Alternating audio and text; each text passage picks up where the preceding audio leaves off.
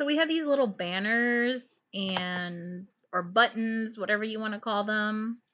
And I've been asked by a couple people how to make them.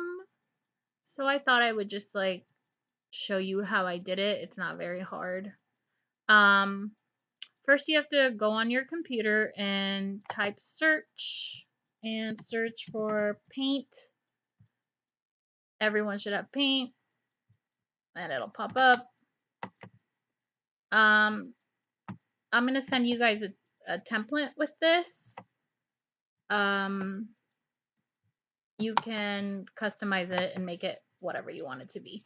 The main thing to know is if you look right here, you'll see the size. It's 1527 by 439.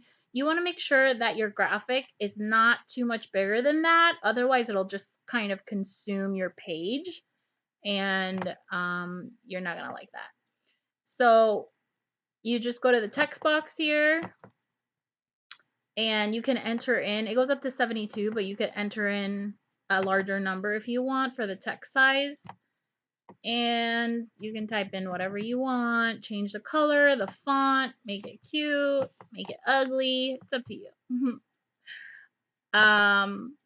The other thing you can do is if you don't like these graphics, you can just completely clear it out and I just do right click and cut. And you can start with a blank slate. And from there, you can just pick a background color that you like. Let's say you want to have pink. You do a background color, then select a text box, and then you could do change your font color, of course. Forgot that part. And then here you can do writing, for example. And then drag it along. Center it. You could make it larger and change the font. Let's see. Let's make it cuter. Okay, let's change the font to 120. Okay, so there you are. There's writing.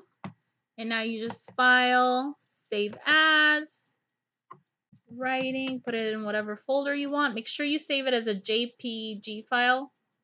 You don't want to save it as something else. Now when you go to Schoology, you are going to go to your folder that you've already created.